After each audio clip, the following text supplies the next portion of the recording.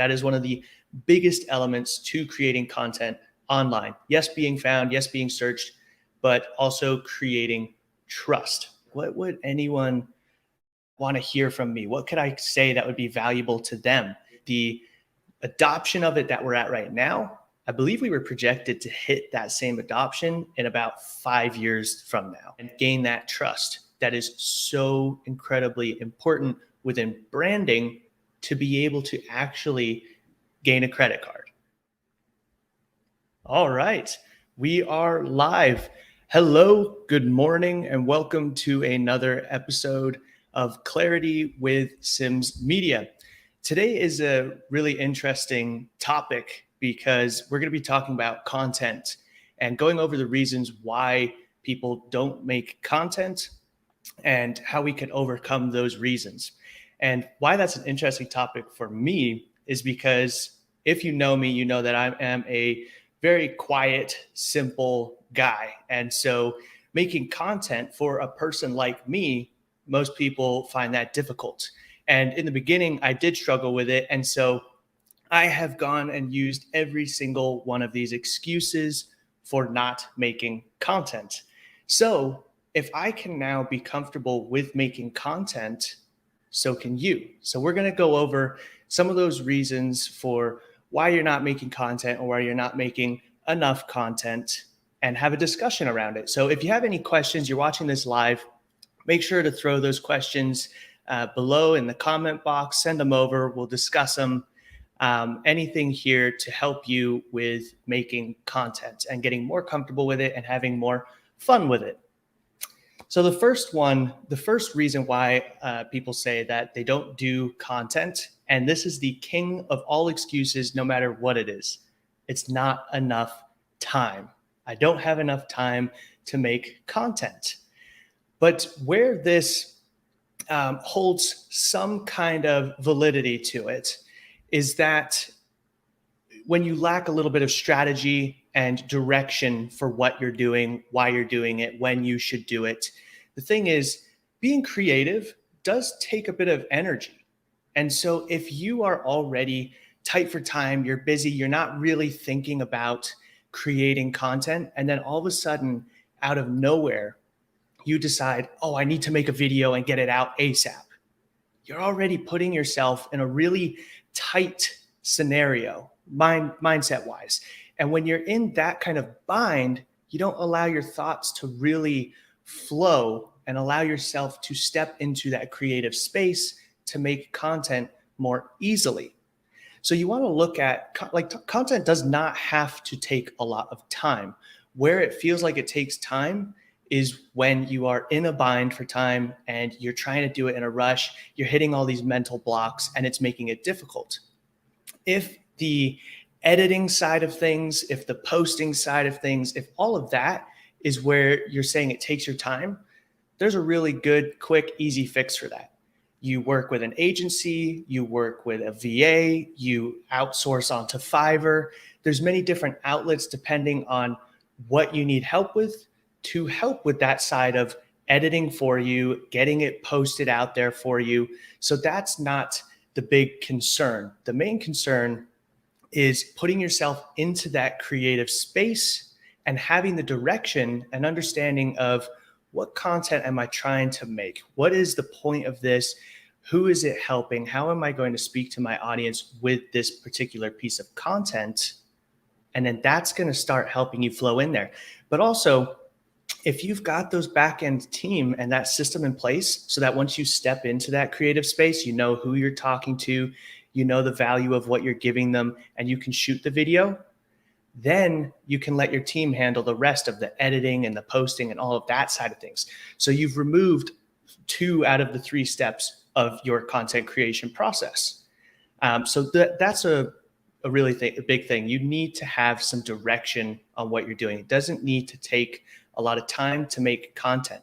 And for us here at Sims Media, we are trying to do these Clarity with Sims Media for you guys each week. And that's like 15 to 30 minutes of our time. That's not a lot of time, but we have the team and the plan in place that allows us to take those 15, 30 minutes, of that one time we sit down and chat with you guys, and we can help turn that into multiple pieces of content across many different platforms and different types of content, like article content, video, social. We can turn it into so many different things because we have that plan in place. So when you take a second to step back and think, what kind of content does my audience want to hear? And then how can I repurpose that? How can I put a system in place to make sure that that can be amplified even further and reach more people across multiple platforms? Then you've got a strategy in place that's going to allow you to save time. So the biggest thing is when you are not in that creative zone, that's when it's going to feel like it's a burden to your time, because it's just this spontaneous thing that you have to do, and it's very difficult. I actually got a question on Instagram recently from a friend of mine who said, should I have a content schedule or should I just do content spontaneously? And the answer to that is you want to do both. If you have that content schedule and calendar in place, like I was just talking about, then you have this cycle and you can constantly put yourself into that creative mindset and do the content. But then you can also know how long it's going to help stay in front of people and how much content you will have available to you. You can kind of project that ahead of time so that if you run into a bind for time legitimately, you'll have some content in place that can be scheduled ahead of time. But at the same time, you do want to have the ability to be spontaneous. There's so many different things that pops up within the social media and digital marketing and branding world. There's constantly things changing every single day. So if we see something, it's cool, it's interesting to us, we feel like you should know it, we're going to shoot a little video and we're going to put that out there. So you do want to be flexible and be spontaneous, because social is very casual. It's very up to date. So yes, you do want to be spontaneous, but if you're only relying on that, it can be exhausting for you, especially if you're more of a personality type like me. Then you really need to make sure you capitalize on when you can get into that creative zone and create those times for you. So if it's once a day, if it's once a week, if it's once a month, and you can actually get that creative time to blast out content, do it. We've worked with all types of people who are great at just blasting out content every day. And then we've had people who just set the first day of every month to do the rest of the month's content, and that works well for them in their schedule. So have a plan in place and have a system, and then that way you're going to take a lot of the spontaneity and stress out of creating content. So that's reason one. Reason two for not creating content is value. And this is a two-part one. The first part is people think that what they have to say isn't valuable enough. And yeah, I've had that. I had that for a while in the beginning stages where I was like, what would anyone want to hear from me? What could I say that would be valuable to them? But as you're learning stuff, as you're taking information, as you're working on building your business, the time that you consume that information and learn it and it becomes second nature to you takes a long time. And it's such small little increments of progress that we then don't see it and we don't notice it. So what you need to do is look back 5 years. Where were you 5 years ago? Where are you now? When you were at that 5 years ago point, what questions were you asking? What problems were you trying to solve that you've now solved? And then you can start identifying those areas of value from yourself.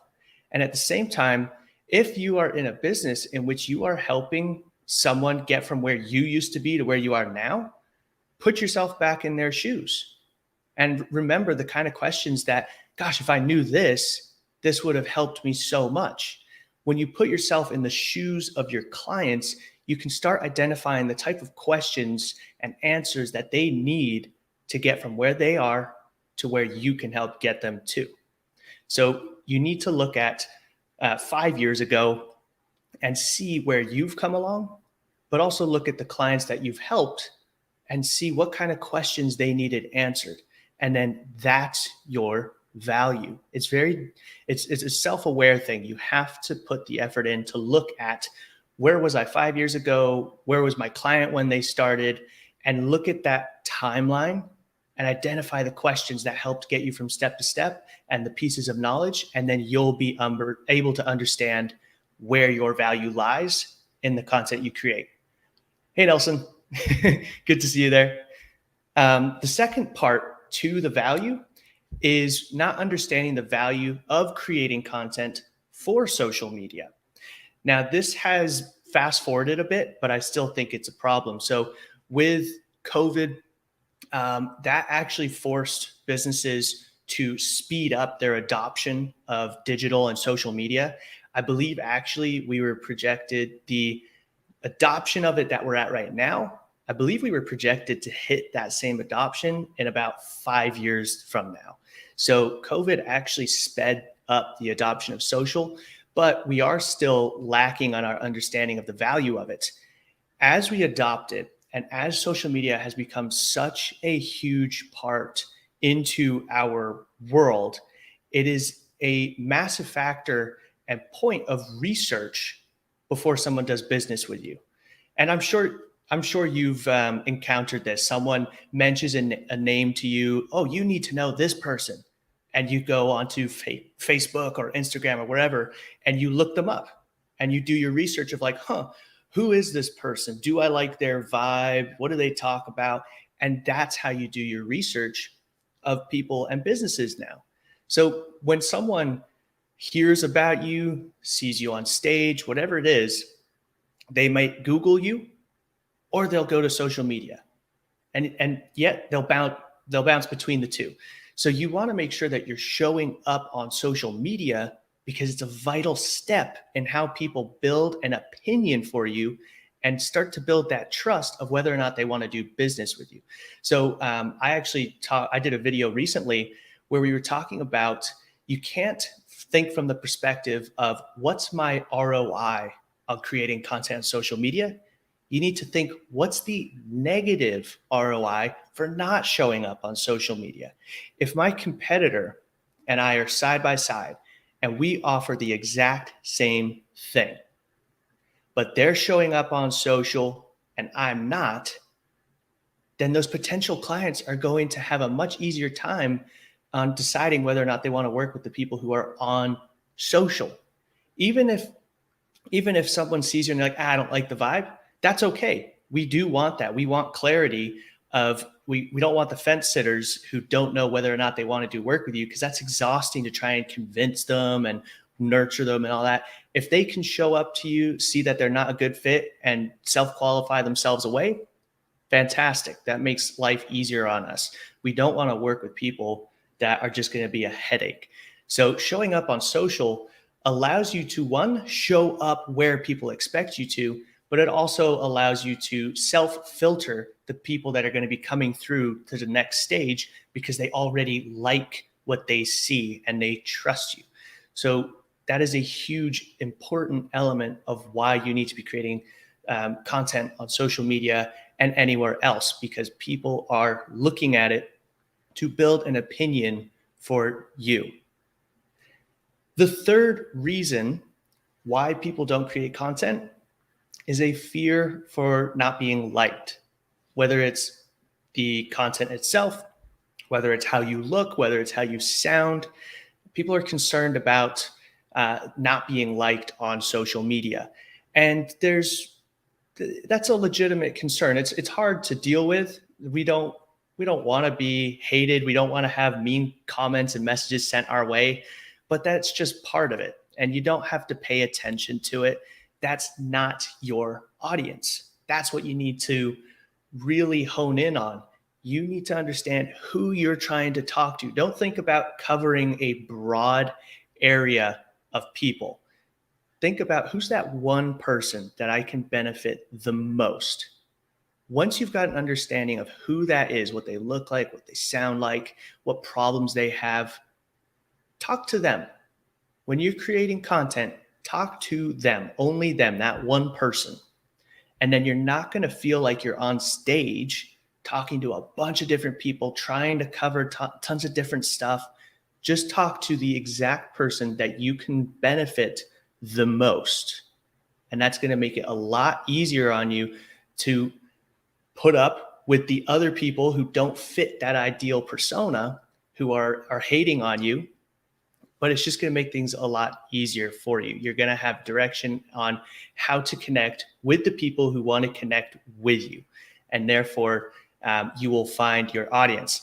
I know in the very beginning, when I wanted to start posting content about business and marketing and all that, I was concerned that a lot of my friends that I was connected with on social, or high school buddies, would just unfollow and go away. And that did happen. But at the same time, I thought to myself, well, they aren't who I'm trying to help. That's not the exact person that I could benefit the most. So I had to realize that, hey, as much as I might not want to see disapproval, I want to find the right people to have conversations that I want to have with. So I started creating content, and I did see a drop off. I saw people unfollowing, which was totally fine because it was self-filtering my audience. But at the same time, I was incredibly surprised by the amount of people who stuck around and actually were engaging more. They were super interested. I still to this day get messages from buddies from high school and college who are saying that they love watching the content. And even multiple of them have texted me saying that it's inspired them to start their own businesses and see what they can do differently. So it's been really cool to see. When I thought that I would just lose absolutely all of my following, that it would just be a scrap fest, I was surprised to see how many people actually really enjoyed seeing this side of me that I hadn't shown before. So you would probably be surprised too. You're going to lose some followers. That's perfectly fine. You're self-filtering and strengthening your true audience that you want to have conversations with. But you may be surprised the amount of people who didn't know this side of you and that want to know this side of you. So think about who you can best serve. Think about who you want to connect with, work with, have a conversation with, and talk to them in your content. And that will self-filter and strengthen your audience. And it also will help you deal with the hating comments and such, because you know that person isn't for you. So it makes it a lot easier to deal with. Fourth reason for why people don't create content: not sure what to say. This is again stepping into that creative space. It's a really fun topic because what you first need to understand is content serves a few different purposes. It serves the purpose of educating, it serves the purpose of entertaining, and it also serves the purpose of inspiring. So there's those three kind of subject categories or themes in which your content fits within, and you can mash them all into one video. But if you think that your content is supposed to educate or entertain or inspire, then it's going to make it a whole lot easier to start coming up with ideas for what to make. So if we're coming from the perspective of inspiring, you can talk about your story, how you got from point A to point B. And that will help your audience understand that they can do it too. And it will inspire them to take action or find ways to take action. If you're coming from the perspective of entertaining, it can just be the way you do your videos, the way you edit the videos, the music you use, the effects you use. That can help entertain. If we're coming from the perspective of educating with our content, that is a huge portion that I absolutely love, is the educational side of content. You need to start listening for your crowd's questions.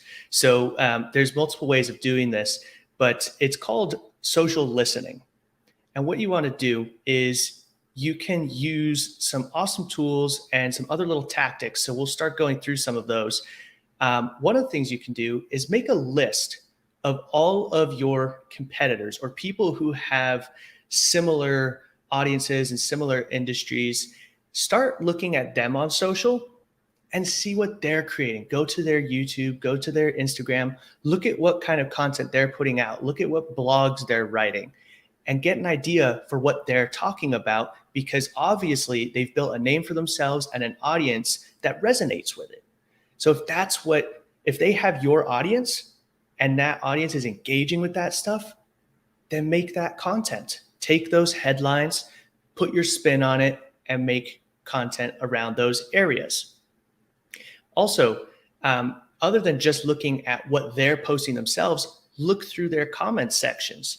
You'll be able to see what people are asking them ongoing from what sparked on that original piece of content. And then you can add those to your Q&A list and do Q&A videos of what your ideal audience is already asking questions about.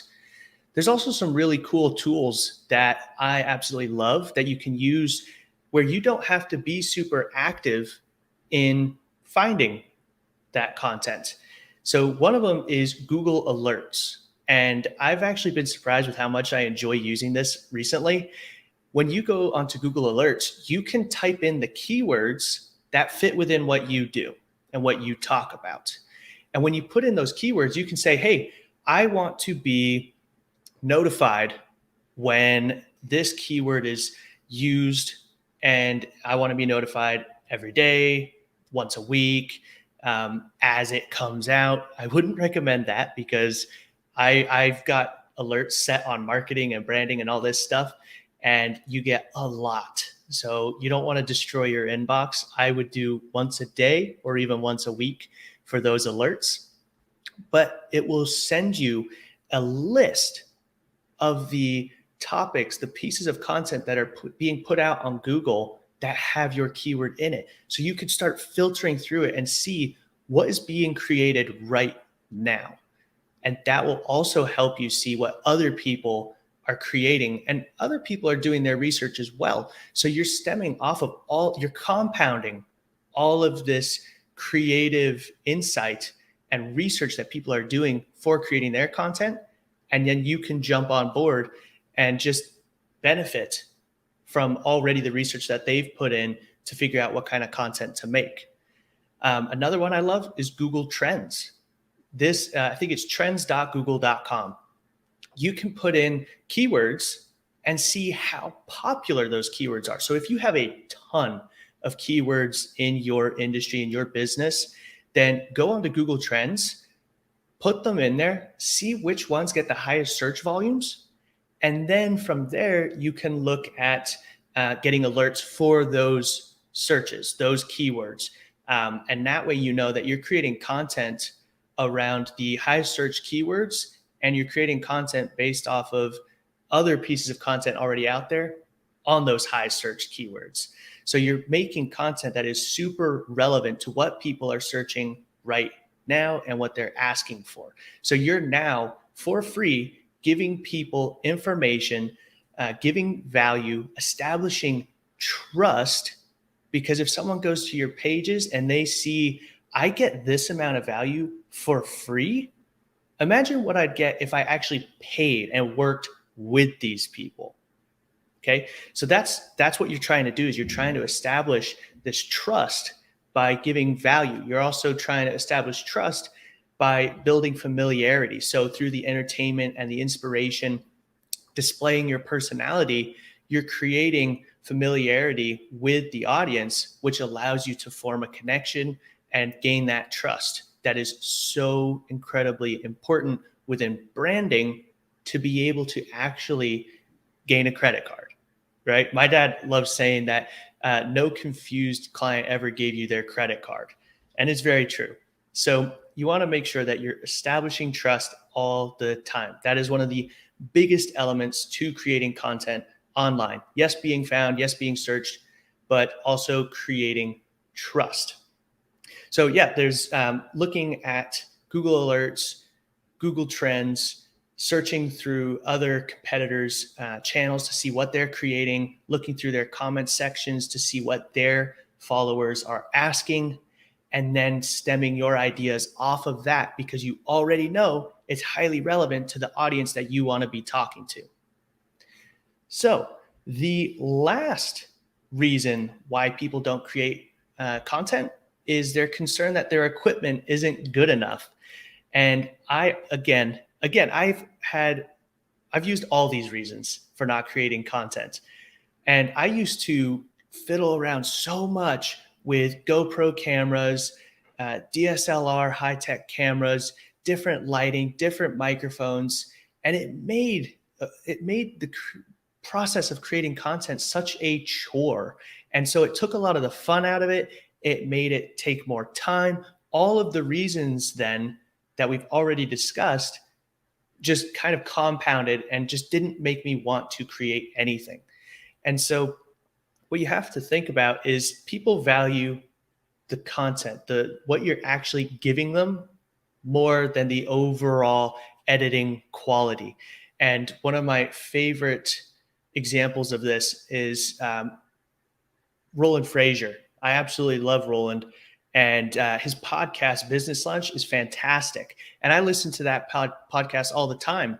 And I remember I was out on a walk and I had his podcast going, and the next episode started, and it went from a really polished, nice, professionally produced podcast to all of a sudden he was walking through an airport with his headset on and just like for 6 minutes giving some info on something that he learned recently and giving some advice. But you could still hear like the audio itself was a little hollow. You could hear the people and noise in the background of the airport. And most people are saying that that's why they wouldn't create content. But I didn't care at all. I could still hear him. It was good enough. And I liked what I was receiving. That's what I cared about. I did not care that I could hear a little bit of mumbling in the background. I cared that he was giving me valuable content. So the equipment really isn't as detrimental as you think it is to whether or not people are going to listen to you. You need to focus on the value of what you're actually providing. And these iPhones are so damn good now. I haven't touched a DSLR camera or a GoPro ever since I got this iPhone because these cameras are ridiculously good. It's got 4K, 60 FPS. It's absolutely fantastic. And the automatic tuning of focus and lighting is amazing. So I have not had better picture quality until getting this iPhone. This has the best quality of video that I've ever encountered. And even if you want to have better audio, you can look at the Rode Wireless Go's. I have one right here. These little suckers are fantastic. They come as a receiver and a mic. You can clip them onto your shirt like this. You can attach a lavalier into it. But these are super easy. You plug it into the audio jack of your phone, turn them on, and then go. And that was the beauty is a little while ago, you had to download a different app to make it work. Now you could just plug it straight into your iPhone and it recognizes it and uses that audio. So it gives you an opportunity to have even better audio than what's on the iPhone. But really, you just need to focus on the overall quality of the content that you're delivering to your audience. If you're focused on that, they will listen, they will enjoy it. You don't want it to be absolute trash, otherwise it's hard to consume. But having an iPhone, just hitting record and talking to your phone is already good enough. It's even better than good enough. The quality on the iPhones are amazing. But if you want to take it up another level, you can look at these Rode Wireless Go microphones. I absolutely love these. And they come in sets of 2 even. So you can travel, and if you're at a hotel somewhere, you want to do a little podcast with someone, clip these on your shirts and put your phone out on a tripod, and there you go. That's your podcasting studio set up right there and then. So the equipment isn't as big of a deal as you think it is. So hopefully all of these reasons we've gone through different ways to help you overcome it. I know a lot of creating content is mental, but a lot of it also does come down to direction, strategy, and understanding some ways of coming up with content. So allow yourself the time to be creative, set that time aside so that you're not tight for time and you can let ideas flow, and then capitalize on that creativity by creating content. Have the team, the tools in place that allow you to edit it, post it, distribute it, and then just focus on who you're talking to, how you're trying to benefit them, and that's going to help everything fall in line as is. So all these other concerns aren't as big of a deal as they do feel, but I hope that helps you with creating more content. So if you have any more questions, then just throw them in the comments and we will get to them. And if you have any other questions that you want us to talk about, send them over, DM us at Real Sims Media or in the comments below, and we will answer them on the next Clarity with Sims Media. I see all the comments. Aaron, Nelson, Tressa, thanks you guys for joining, and I'm glad you guys enjoyed it. And I will see you on the next one.